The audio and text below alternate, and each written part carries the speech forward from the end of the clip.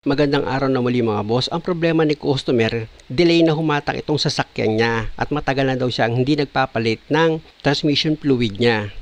Kung makikita nyo, basa na itong drain plug niya dito sa transmission dahil nga sa na-drain na namin yung dating nakalagay na ATF dyan. Bali, ang ginawa namin dito mga boss, nagsalin ulit kami ng ATF tapos pinatakbo namin sa labas itong sasakyan mga 30 minutes tapos bumalik ulit kami dito sa garahe. I-drain ko ulit itong isinalin namin na ATF na langis.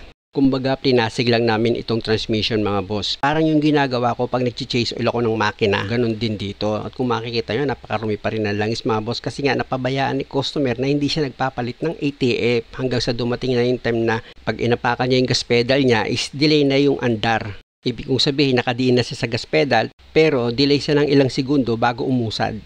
At kung makikita nyo mga boss, halos wala nang tumutulong na oil dito sa transmission niya. Wala nang tumutulong ATF, ibig kong sabihin. Kaya inilagay ko na itong drain plug niya.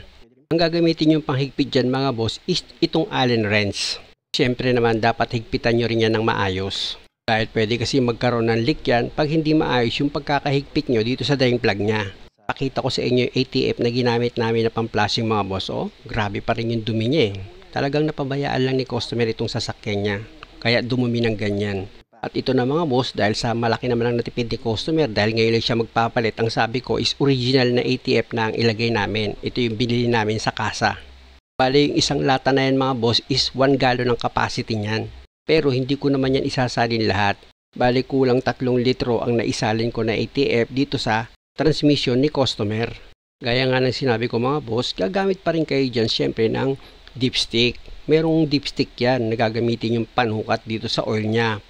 Bali 2 liters lang muna nilagay ko tapos pinaandar ko na itong makina niya. At nang medyo uminit na itong makina niya mga boss, pinalagay ko yan sa drive dahil susukatin ko nga dito sa dipstick niya. Pero pag pinalagay nyo sa drive yan mga boss, dapat naka handbrake at kung maaari, nakatapak din siya sa brake pedal. Tapos ako naman, bubunutin ko itong dipstick niya para masukat ko yung ATF.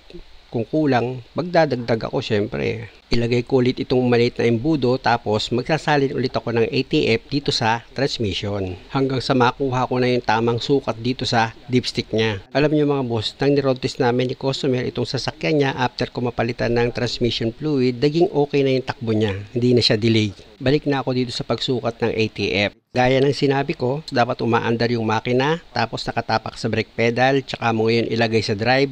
Tapos, sukatin mo na dito sa dipstick niya. At kung makikita nyo, naka-full na dito sa dipstick. At dahil okay na ito mga boss, muli, maraming salamat sa panonood. Sana nakakuha kayo ng idea. At kung maaari, huwag nyo naman sanang kalimutang mag-subscribe sa channel ko. Maraming salamat.